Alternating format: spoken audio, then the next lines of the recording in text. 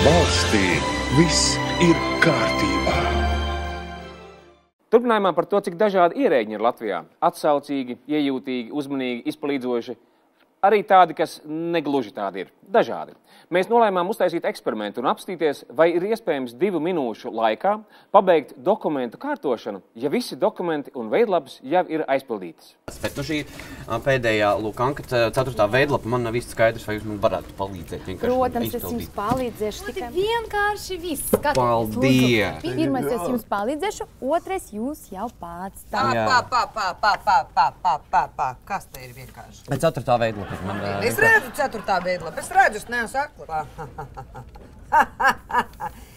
Jūs valsts ieņēmuma dienestā bijāt? 6. veidlapu 105. kabinetā izņēmāt? Es biju 105. kabinetā, bet tur veidlapa man tāda neprasīja. Nu, vai tad kāds jums visu laiku kaut ko prasīs? Pašam ir jāinteresējas. Neiroloģiskajā dispanserijā bijāt? Kas? Nebijāt. Pārtikas veterinārais dienests, tā es domāju. Nu, nav. Nu, nav 5. izziņa, 6. stāvs. Tur jau ir tas tāds, ka es eju vienkārši tur pēc likumā noteiktās kārtības, kāda ir reģistrēta, kādā man jāizņem kādu dokumentu. Jūs man mācat, kāda ir likumā noteiktā kārtība. Man jūs mācat, kāda ir likumā noteiktā kārtība. Kā jums liekas, kas es esmu? Kas es esmu?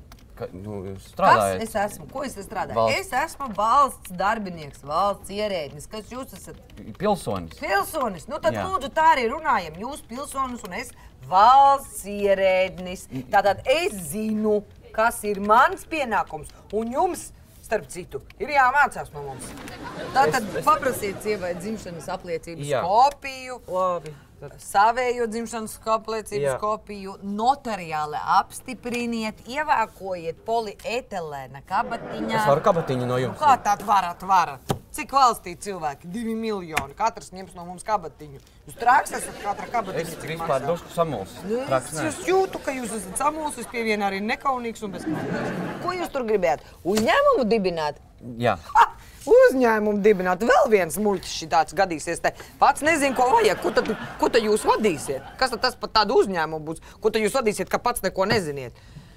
Ārprāts, mūsu ozīm. Cik pulkstens ir? 12 ir jau. Ak, Dievs, es jau sen esmu pusdienas laiku nokavējusi. Tātad, ejam cauri vēl vienreiz. Kas jums tur nav?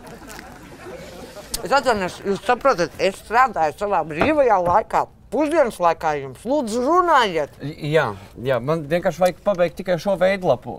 Kā tad jūs esat tikai to veidlapu? Kas jūs esat kaut kāda pēdējā iestāde, esam tikai šo iestādi? Pati galvenā veidlapa šitā ir. Pārtikas veterinārais dienests. Es teicu, neiroloģiskais dispansers. Tas viss nav. Tas tev nedēļ. Mēs savus likumus nepārkāpsim. Negarstamies. Ja katrs pārkāps, kas tad būs, kur tad mēs būsim? Jau tā pietiek, ka mēs esam Eiropas Savienībā. Kas tā pa naudu vispār mums tagad ir? Tātad lūdzu, un uz durvīm izlasiet, kas tur rakstīts ir. Tad nav nekas diskusija klubs vai interešu klubs. Tā ir normāla valsts iestāde. Netrauciet mūs pa valsti. Nu tā kaut kā.